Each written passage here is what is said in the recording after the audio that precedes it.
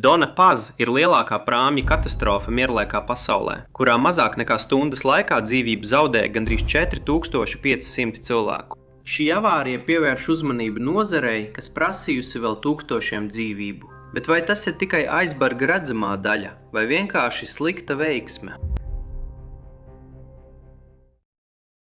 Valeriāna Duma ir 14 gadus veca. Viņas darba devējs viņu sauc par Valēriju. Valērija strādā kā mājkalpotāja kādā ģimenē Taklabanā, Filipīnās. Viņas tēvam tas nepatīk, bet ģimenei noder papildu nauda. Viens no darba bonusiem ir tas, ka, kad ģimene ceļo uz Manilu, viņi ņem līdzi arī Valēriju. 1987. gada 20. decembrī, tikai 5 dienas pirms Ziemassvētkiem, Valērija kopā ar saviem darba devējiem atrodas ostā un iekāpj prāmī Dona Paz. Valērijai patīk doties uz Manilu, bet prāmju brauciens viņai nepārāk patīk. Tur vienmēr ir daudz cilvēku, un tagad, dažas dienas pirms Ziemassvētkiem, prāmis ir vēl pārpildītāks nekā parasti. Lai gan Valērijas darba devēji ir iegādājušies biļetes, viņi nebija iedomājušies paņemt līdzi Valēriju līdz pēdējiem brīdim, tāpēc viņai nav biļetes. Kad viņi nonāk pie vārtiem, viņi uzzina, ka visas sēdvietas ir izpārdotas. Taču biļešu aģents pieņem nelielu kukuli un ļauj Valērijai kopā ar viņas darba devēju tikt uz prāmju.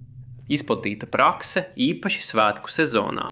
Kad viņi spiežās garām simtiem cilvēku, kuri sēž un guļ ejās, Valērija saprot, ka nav kur apsēsties, izņemot pašā kuģa aizmugurē augšējā klājā. Valērijas darba devēji ir satraukti, taču viņi to jau ir pieredzējuši iepriekš. Viņi Valērijai saka, ka Ziemassvētkos uz kuģa ir tik daudz cilvēku, ka visiem nepietiek glābšanas vestu, tāpēc viņi ir nopirkuši vienu viņai. Liela baiļu sajūta pāršalc viņas vēderu. Viņai nepatīk doma, ka varētu būt nepieciešama glābšanas vesta. Dona Paz bija prāmis, kas tika uzbūvēts Japānā 1963. gadā. Kad tas tika nolaists ūdenī, tā pasažieru ietilpība bija 608 cilvēki, kā arī apmēram 50 apkalpes locekļi. Tas tika pārvietots uz Filipīnām 1975. gadā, kad tā jaunais īpašnieks Sulpicio Lines sāka to izmantot, lai pārvadātu līdz pat 1518 pasažieriem starp Manilu un Sebu.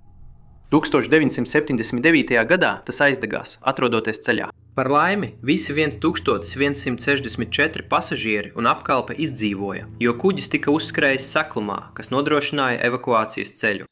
Kuģis tika pilnībā izdedzināts ugunsgrēkā un norakstīts kā pilnīgs zaudējums. Sulpicio Lines pieprasīja apdrošināšanas atlīdzību un pēc tam atpirka vraku no apdrošinātājiem un to pārbūvēja. Tajā pašā laikā viņi oriģinālajām 2 klājām pievienoja vēl 2 klājus. Taču viņi neatjaunoja kuģa stabilitātes certifikātu, kas nosaka, cik stabils kuģis ir, kad tas peld. Vēl svarīgāk ir spēja palielināt pasažieru skaitu. Kā Sulpicio Lines flagmanis, tas tiek norīkots maršrutā starp Taklabanu un Manilu ar pieturu Katbalaganā, ko tas veids 2 reizes nedēļā. Dona Paz izbrauc no Taklabanas 6:30 no rīta, apstājas Katbalaganā un pēc tam turpina ceļu uz Manilu, kur ierodas nākamās dienas rītā 4:00. Valērija klusi sēž, sarāvusies uz aizmugurējā klāja. Kāds vīrietis viņai tuvumā atvieglojas pāri kuģa malai. Ir pārāk daudz cilvēku, lai viņš varētu izlausties līdz toaletēm. Kuģa Dona Paz kapteinis Eusebio Nazareno un viņa apkalpe dara visu iespējamo, lai apmierinātu pasažieru vajadzības, vai iespējams, lai uzņemtu vēl vairāk pasažieru. Par laimi, laiks ir mierīgs un skaidrs. Jūra ir nedaudz viļņaina, bet Valērija to īpaši neuztrauc, kamēr ir silts un sauss. Prāmim kā Dona Paz šādi apstākļi ir gandrīz ideāli, tāpēc pasažieri un apkalpe iekārtojas ceļojumam. Aptuveni 22:30 Dona Paz atrodas tablas šaurumā. It kā no nekurienes, gandrīz tieši Dona Paz priekšā parādās naftas tankuģis. Dona Paz saduras ar tankuģi, izraisot sprādzienu ar savērptu metālu. Tankuģa petroķīmiskā krava uzliesmo un izplūst prāmī. 51 metrs garais naftas tankuģis Vektor dodas no Batanas uz Masbati ar vairāk nekā 1 miljons litru benzīna un naftas produktiem. To ir nofraktējis Caltex, kas ir kopuzņēmums starp Chevron un Texaco. Vektor apkalpo 13 cilvēki, taču kuģa kapteinis un viņa vecākais palīgs nav kvalificēti saviem amatiem. Prāmja pasažieri un apkalpe tiek pēkšņi pamodināti, kad panika un liesmas pārņem abus kuģus. Liesmas no tankuģa kravas izplūst jūrā un veido peldošu liesmu katlu, kas izplešas 100 metru diametrā. Lai izvairītos no ugunsgrēka uz kuģa, pasažieri lec pāri bortam liesmojošajā jūrā. Viņiem jālaužas cauri liesmām, apdegušiem līķiem, melniem dūmiem un haizivju pārpilniem ūdeņiem. Uz kuģa pasažieri meklē glābšanas vestes, bet tās ir aizslēgtas, un noteikti nav pietiekami daudz, gandrīz 4500 cilvēkiem uz pārpildītā prāmja. Temperatūra paaugstinās. Benzīns no naftas tankuģa turpina izplūst okeānā, barojot uguni ap abiem kuģiem. Valērija pamostas no saklas miega satrūkstoties. Vīrietis blakus viņai ir kopā ar savu meitu. Viņš kliedz cilvēkiem, lai izkāpj no prāmja. Tas vīrietis ir Salvadors Baskals, zvejnieks, kurš jau iepriekš ir redzējis liesmas uz laivām un zina, cik ātri tās var izplatīties. Tagad Valērija jūt ko citu. Viņa ir atvieglota, ka viņai ir glābšanas veste un šausmās, ka viņai tā būs jāizmanto. Bet viņa negaidīs, lai noskaidrotu, vai liesmas sasniegs kuģa aizmuguri. Viņa redz liesmas uz ūdens, un aplis strauji palielinās, tāpēc viņa lec pāri bortam kopā ar Salvadoru un viņa meitu. Garām braucošs kuģis pamana sprādzienu un dodas uz liesmu pusi. Kuģim MS Don Claudio nepieciešama stunda, lai pietuvotos tik tuvu, cik droši iespējams. Tad tas pārmet tīklu pāri bortam, lai izdzīvojušie varētu uzkāpt. Patiesībā tas pietuvojas tikai 2 jūdžu attālumā no degošajiem kuģiem. Pietuvoties tuvāk nozīmētu ieiet ugunīgos ūdens laukumos, ko jebkurš saprātīgs kapteinis izvairītos darīt, lai pasargātu savu kuģi un apkalpi. Par laimi, tas pietuvojas Dona Pasa aizmugurē. Valērija, Salvadors un viņa meita ir 3 no tikai 26 cilvēkiem, kuri izdzīvoja. Viņiem nācās peldēt vairāk nekā stundu, lai paliktu ārpus arvien pieaugošā uguns loka, ko izraisīja uz ūdens virsmas degošā nafta. Patiesībā lielākā daļa izdzīvojušo bija tie, kas izlaica no Dona Paza aizmuguris un kuriem paveicās peldēt MS Don Claudio virzienā. Vairāk nekā 4000 cilvēku gāja bojā liesmās un grimstošajās kuģos. Dona Paz nogrima 1500 pēdu dziļumā, 2 stundas pēc sadursmes ar naftas tankuģi Vektor, kas nogrima vēl pēc 2 stundām. Viens izdzīvojušais atceras, kā mēģināja izvilkt savu meitu drošībā, bet āda uz viņas rokas noslīdēja nost un viņa nogrima atpakaļ okeānā. Kuģim, kas reģistrēts 1518 cilvēku pārvadāšanai, Dona Paz pārvadāja 4374 cilvēkus, ieskaitot apkalpi. Valērija nebija vienīgā persona, kas iekāpa prāmī bez oficiālas biļetes. Prāmis bija pārslogots gandrīz par 3000 cilvēku virs atļautās robežas. Filipīnu krasta apsardzei tiek paziņots gandrīz pēc 8 stundām. Tad vēl 6 stundas paiet, līdz viņi sazinās ar tuvāko krasta apsardzes staciju. Dona Paz un Vektors jau sen ir nogrimuši. Nedēļās un mēnešos pēc tam visiem prātā ir viens jautājums – kā tas varēja notikt? 2 kuģi jūrā mierīgā un skaidrā naktī saduras, un gandrīz 4500 cilvēku iet bojā. Izmeklēšana sāk atklāt virkļi pārkāpumu. No 13 apkalpes locekļiem uz Vektoru un 56 apkalpes locekļiem uz Dona Paz tikai viens jūrnieks bija dežūrā, un viņš bija nekvalificēts māceklis.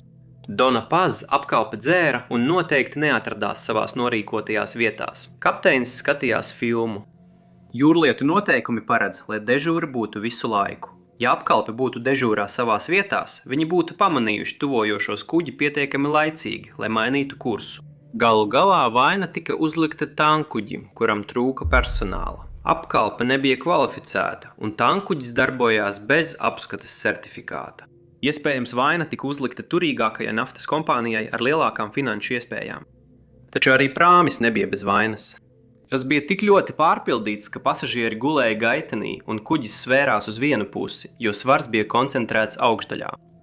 Lai gan pārpildīšana nebija kuģa nogrimšanas iemesls, vairāk dzīvību tika zaudētas korumpēta praksi dēļ visos inspekcijas procesa līmeņos, kas ļāva tam iziet jūrā ar tik daudziem pasažieriem. Visas glābšanas vestes bija aizslēgtas, un uz kuģa nebija radio, lai sazinātos ar kuģiem, kas varētu atrasties uz sadursmes kursa.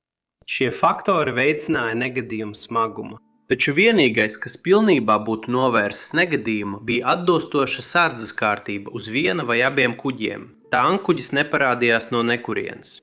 Vienkārši nebija neviena dežūrā, kas to būtu pamanījis, tuvojamies. Manuprāt, izmeklēšanā ir viens būtisks izlaidums, un tas ir fakts, ka 2 kuģifai darbojas bez jebkādas uzraudzības no varas iestāžu puses. Ja vienam kuģim ir nepietiekama apkalpe un tam nav licences, varētu vainot kapteini. Bet ja divi kuģi vienos un tajos pašos ūdeņos cieš no vienas un tās pašas problēmas, ir jāskatās uz vidi, kurā tie darbojas.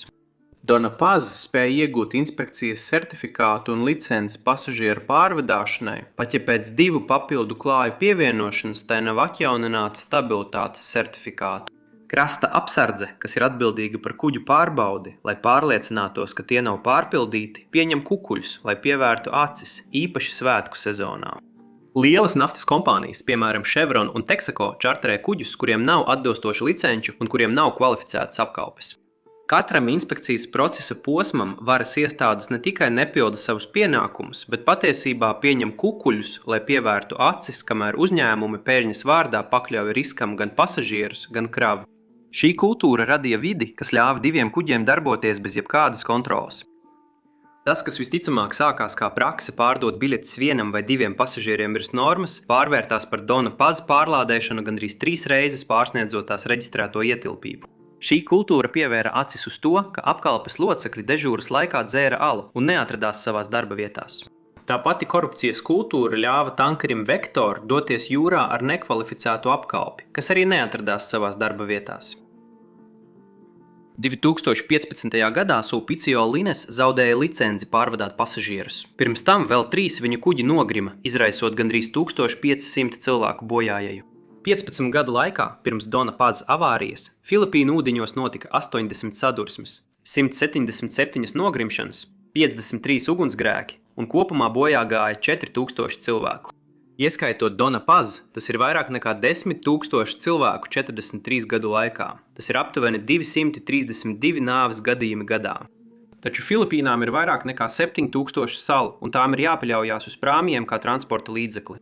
Pēc būtības atrodoties uz jūras, nevis uz ceļiem, ir jāparedz, ka jūrā notiks negadījumi. Vietnamā ir aptuveni tikpat liels iedzīvotāju skaits, taču tās ģeogrāfiju, atšķirībā no Filipīnām, nenosaka salas. 2016. gadā uz Vietnamas ceļiem bojā gāja vairāk nekā 24 000 cilvēku tikai 1 gada laikā. Salīdzinājumā ceļi ir daudz nāvējošāki. Izmeklējot Dona Paz avāriju, augsta ranga krasta apsardzes pārstāvji atzina, ka amatpersonas dažkārt pieņem kukuļus, lai pievērtu acis.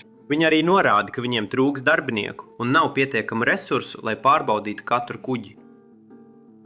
Valērija nekad nesaņēma $500 kompensāciju, kas tika piedāvāta upuru ģimenēm, jo viņa nebija reģistrēta pasažieru sarakstā. Viņai nebija pietiekami daudz naudas, lai atgrieztos mājās, un pagāja 25 gadi, līdz viņa atkal satikās ar savu tēvu. Sulpicio Lines tagad pārvedā kravas, nevis pasažierus. Kopš 2016. gada jūras negadījumos ir gājuši bojā 113 cilvēki, padarot to par vienu no drošākajiem pārvietošanās veidiem Filipīnās. Paldies, ka skatījāties! Ja jums patika šis video un vēlaties skatīties vairāk šī kanāla video bez reklāmām, apsveriet iespēju pievienoties mūsu Patreon. Saite ir aprakstā. Jūs varat pievienoties bez maksas vai izvēlēties dalību ar priekšrocībām, sākot no video bez reklāmām līdz agrīnai piekļuvei un tiešsaistes jautājumu un atbilžu zvaniem. Es ar nepacietību gaidu tikšanos ar jums tur.